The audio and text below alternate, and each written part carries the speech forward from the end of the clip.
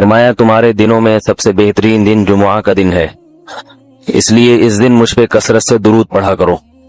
فَإِنَّ صَلَاتَكُمْ مَعْرُوضَةٌ عَلَيَّ، اس لیے کہ تمہارا درود مجھ تک پہنچایا جاتا ہے۔ صحابی نے پوچھا یا رسول اللہ کیف تعرض علیک صلاتنا وقد ارمت، ہمارا درود آپ تک کیسے پہنچایا جائے گا جبکہ آپ جب دنیا سے جائیں گے، قبر میں جسم آپ کا ختم ہو جائے گا، تو ہمارا درود آپ تک کیسے پہنچے گا؟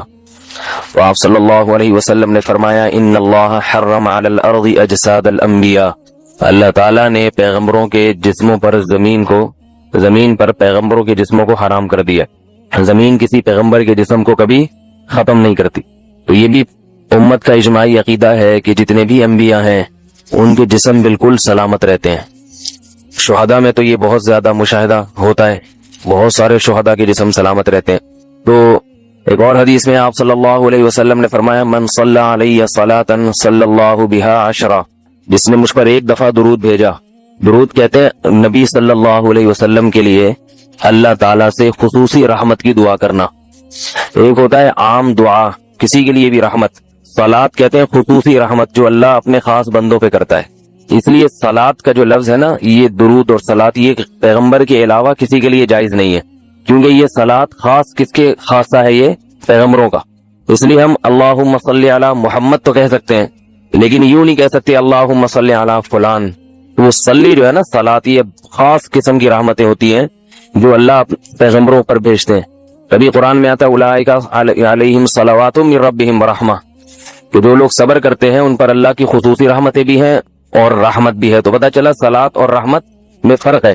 صلات اعلیٰ قسم کی رحمتوں کو کہتے ہیں۔ تو آپ صلی اللہ علیہ وسلم نے فرمایا جس نے میرے لیے ایک مرتبہ رحمت کی دعا کی، درود شریف پڑھا میرے لیے، تو اللہ اس پر 10 رحمتیں بھیجتے ہیں۔ اور جمعہ کے دن زیادہ فضیلت ہے درود شریف پڑھنے کی۔ البتہ یہ جو جمعہ کے دن میں حدیث مشہور ہے کہ 80 سال کے گناہ معاف ہوتے ہیں جمعہ کے دن درود پڑھنے سے، یہ حدیث سند کے لحاظ سے کمزور ہے۔ لیکن یہ جو میں نے حدیث پڑھی کہ جمعہ کا دن سب سے بہتر دن ہے، فَأَكْثِرُوا عَلَيَّ مِنَ الصَّلَاةِ فِيهِ، لہذا اس دن مجھ پہ کثرت سے درود پڑھا کرو، یہ بالکل صحیح حدیث ہے۔ جمعہ کے دن درود شریف کی اضافی فضیلت ہے۔ آج چونکہ جمعہ کا دن ہے اس لیے میں نے کہا کہ اس بارے میں تھوڑی سی بات کروں۔ ایک اور حدیث میں آتا ہے رسول اللہ صلی اللہ علیہ وسلم نے فرمایا لا تجعلوا قبری عیدا وصلوا علی فإن صلاتکم تبلغنی حیث کنتم، فرمایا میری قبر کو عیدگاہ نہ بناؤ۔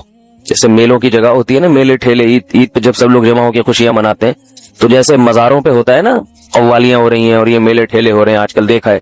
تو پہلے زمانے میں بھی جب کوئی نیک آدمی دنیا سے جاتا تھا تو لوگ اس کی قبر پہ دھرنے مار کے بیٹھ جاتے تھے، اور وہ مجاور اور یہ سب جو ہمارے یہاں ہوتا ہے۔ تو آپ صلی اللہ علیہ وسلم نے منع کیا کہ میری قبر کے ساتھ یہ کچھ مت کرو، البتہ مجھ پہ درود پڑھا کرو، اور فرمایا کہ تم جہاں سے بھی درود پڑھو گے یہ مجھ تک پہنچے گا۔ اور حدیث میں رسول اللہ صلی اللہ علیہ وسلم نے فرمایا ما من احد یسلم علی الا رد اللہ علی روحی فارد علیہ، کہ جب بھی کوئی مجھ پر سلام بھیجتا ہے اللہ میری روح کو میرے جسم میں لوٹاتے ہیں اور میں اس کے سلام کا جواب دیتا ہوں۔ اب یہ کیسے ہوتا ہے؟ چونکہ یہ برزخی زندگی میں ہے، لہذا اس کی کیفیات میں اور گہرائی میں جانے کی اجازت نہیں ہے۔ جیسے اللہ بہتر سمجھتے ہیں یہ ہوتا ہے، اس کی حقیقت کا ہمیں علم پوری طرح نہیں ہے، تو برزخی زندگی ہے۔ اور حدیث میں آتا ہے رسول اللہ صلی اللہ علیہ وسلم نے فرمایا کہ رغم انف رجل ذکرت عنده فلم يصلی علی، اس شخص کی ناک خاک آلودہ ہو جائے جس کے سامنے میرا نام لیا جائے، میرا تذکرہ ہو اور وہ مجھ پہ درود نہ پڑے۔ ایک اور حدیث میں آپ صلی اللہ علیہ وسلم نے فرمایا البخیل من ذکرت عنده فلم يصلی علی، وہ شخص کنجوس ہے، بخیل ہے جس کے سامنے میرا نام آئے اور مجھ پہ درود نہ پڑے۔ یعنی اتنی بڑی شخصیت اور اتنے بڑے محسن اعظم کا تذکرہ آ رہا ہے اور اس کی زبان سے دعا بھی نہیں نکلتی، تو اس سے بڑا کنجوس دنیا میں کون ہو سکتا ہے؟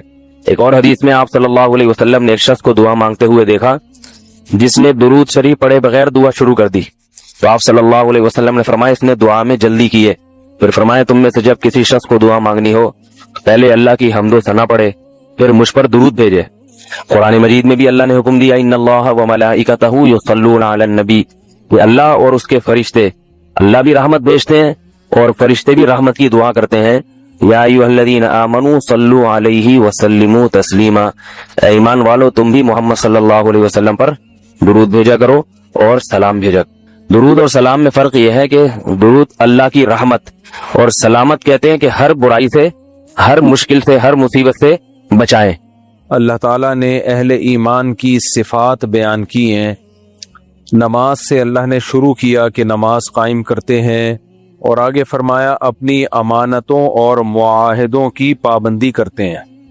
अमानत का मतलब अमीन कहते हैं काबिल ट्रस्ट आदमी, काबिल एतमाद आदमी, जिस पे आप ट्रस्ट कर सकते हो, उसको अरबी में अमीन कहा जाता है। यही वजह है कि एक शरई मसला है कि अगर आपने किसी के पास अमानत रखवाई और किसी ने चोरी कर ली, कोई कुदरती हादसे से वो जाया हो गई, तो शरीयत में उसके जिम्मे आपको लौटाना लाजिम नहीं है। वो ये कह सकता है भाई मैंने हिफाजत की थी लेकिन चोरी हो गई, गुम हो गई, अगर उसने कोताही ना की हो। अब उसकी दलील क्या है भाई, उसके जिम्मे लाजिम क्यों नहीं है? इसलिए कि वो अमीन है, आपने उस पर ट्रस्ट किया था। तो अब अगर वो कह रहा है कि चोरी हो गई, डाकू छीन के ले गए, तो आपने जब अमानत उसके पास रखवाई थी तो आपने खुद उसको सर्टिफिकेट दे दिया था कि मैं इस पे ट्रस्ट करता हूं। तो अब उसके इस बयान पे भी आपको ट्रस्ट करना पड़ेगा। वो अगर कह रहा है कि चोरी हो गई, वो अगर कह रहा है डाकुओं ने लूट ली, वो अगर कह रहा है आग लग गई, तो अब आपको उस पर ट्रस्ट करना पड़ेगा और उसके जिम्मे लौटाना लाजिम नहीं है। हाँ, आपके पास गवाह है, दलील है जिससे पता चल रहा है कि ये झूठ बोल रहा है, तो एक अलग बात है, लेकिन ये दलील पेश करना आपके जिम्मे होगा, उसके जिम्मे दलील पेश करना नहीं है। वजह क्या है? इसलिए कि वो अमीन है। अमीन अमानत यानी काबिल ट्रस्ट है, काबिल एतमाद है। कमेटियां डालते हैं ना लोग, तो जिनके पास कमेटियां डालते हैं वो कहते हैं वो चोर ले गया है, फलाना ले गया, तो आप बस गए, खत्म, क्योंकि आपने अमानत के तौर पे रखे थे ना उसको। तो अल्लाह फरमाते हैं ये लोग अपनी अमानतों की रियायत करते हैं, मुआहिदों की, और वअहदिहिम राऊन, एग्रीमेंट को भी पूरा करते हैं, रियायत करते हैं।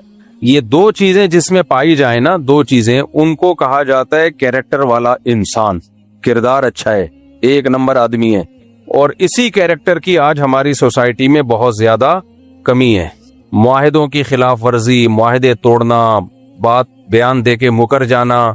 मैंने वाकया सुनाया था ना, जब ये इंडिया पाकिस्तान की जंग के माहौल बन रहा था, एक ताजिर मुझसे मिले, उन्होंने कहा कि मेरे पैसे लोगों के पास फंस गए हैं। जिसने भी कमिटमेंट की थी फला तारीख को मैं पैसे दे दूंगा, तो वो जब उससे फोन करो तो वो कहता है भाई जंग हो रही है, अभी कैसे पैसे दे दूं तुम्हारे। यानी हर शख्स ने इस खौफ से दूसरे के पैसे रोक लिए कि जंग के नतीजे में कहीं क्राइसिस में ना आ जाएं। दूसरे को क्राइसिस में डाल रहे हैं। होना तो ये चाहिए कि आप फौरन अगले के पैसे दे दें, कहीं उस सामने वाला मुसीबत में ना आ जाए जंग की वजह से। लेकिन लोग दूसरे का पैसा रोक लेते हैं, दूसरा की ऐसी की तैसी हो जाए, आप अपने आप को पहले सेफ साइड पे लेके आते हैं। इससे पता चल जाता है कि इंसान 2 नंबर है या 1 नंबर है। तो मैंने उनसे पूछा, मैंने कहा मुझे एक बात बताओ, अगर आपने लोगों के पैसे देने होते तो आप क्या करते? मुझे कहने लगे बात यह कि मैं भी यही करता, जो लोग मेरे साथ कर रहे हैं मैं भी यही करता। मैं भी कहता जंग हो रही है भाई, तुम पैसे मांग रहे।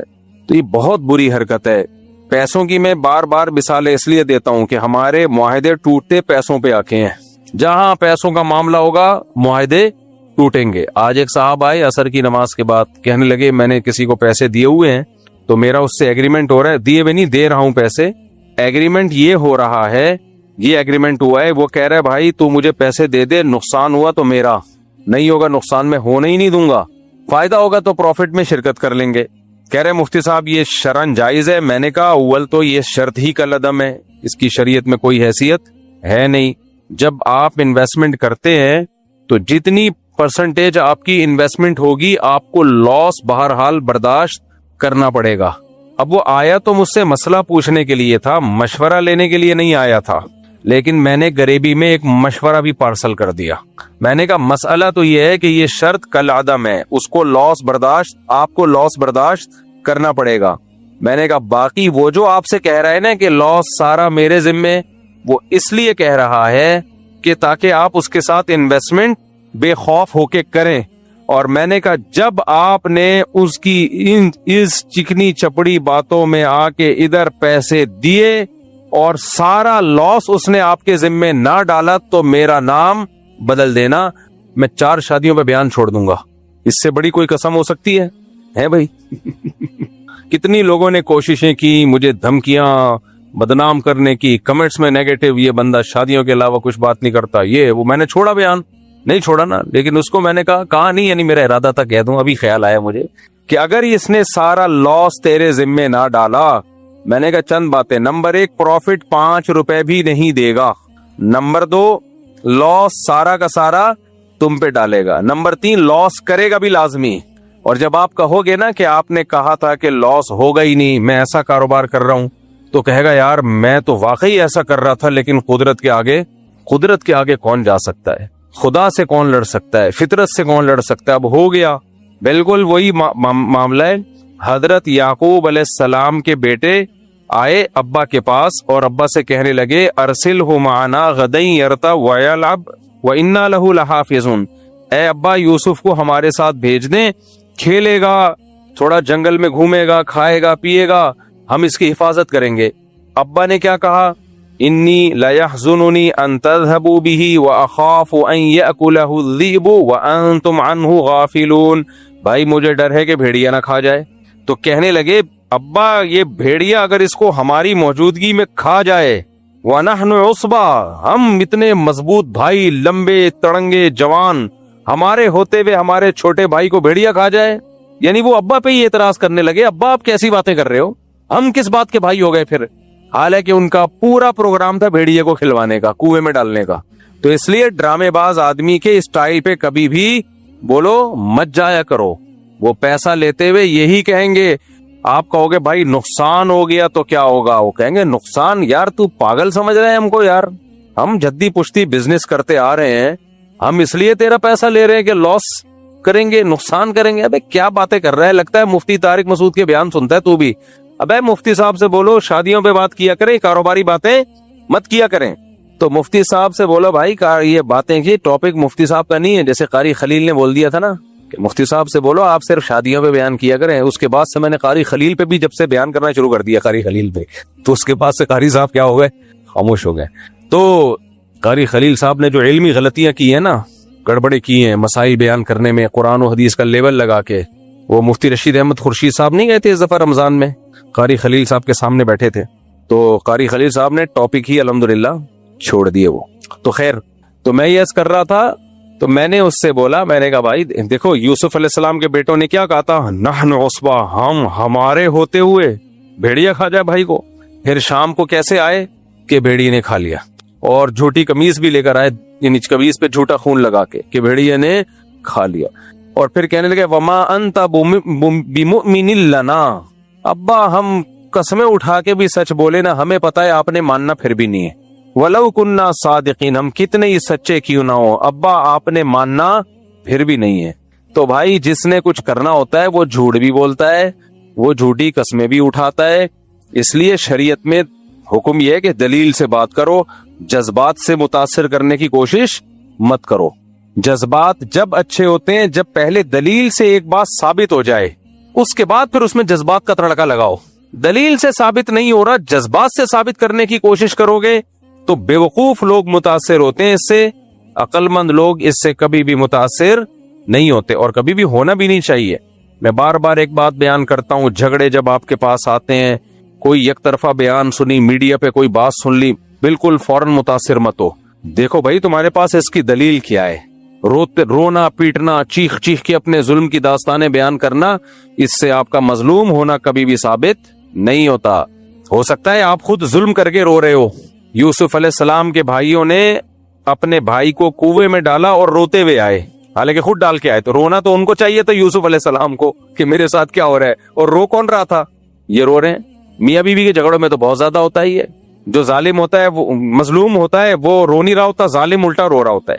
میں ایک دفعہ تھانے میں تھا, کسی کام سے بہت پہلے جانا ہوا, تو ایک آدمی کے خون ہم خون, کپڑوں پہ خون, یہاں بھی خون, یہاں بھی خون, FIR کٹانے آیا ہوا, مجھے بندوں نے مارا ہے. پولیس والے نے کہا نالائق آدمی نے خود پیٹا ہوگا, کوٹا ہوگا پکڑ کے, خود مارتے ہیں اور پھر اپنے بلیڈ کے نشان سے نا زخم لگا کے آ جاتے ہیں, یا خون وون لگا کے آ جاتے ہیں کہ دیکھو ہمیں فلاں نے مارا ہے. تو میں نے ان صاحب سے کہا, میں نے کہا بھائی دیکھو مسئلہ یہ ہے کہ وہ جو تمہیں کہہ رہے ہیں نا لاس بالکل بھی نہیں ہوگا, اتنے پیسے مجھے دے دو, تو مجھے اس کا اسٹائل بتا رہا ہے کہ 100% لاس ہی لاس ہوگا. کیونکہ شریف آدمی ہوتا کہتا بھائی میں بزنس کے لیے پیسہ لے رہا ہوں, کوشش کروں گا کہ لاس نہ ہو, لیکن قدرت سے کوئی بھی لڑ نہیں سکتا. یہ کہتا تو اس کا مطلب ہے شاید لاس تو پھر بھی کرنا ہی تھا اس نے, لیکن شاید لاس نہ ہوتا. تو کہتا ہے نہیں مفتی صاحب میں 1 سال سے اس کو جانتا ہوں. میں نے کہا جس کو تو 1 سال سے جانتا ہے میں اس کو 30 سال سے جانتا ہوں.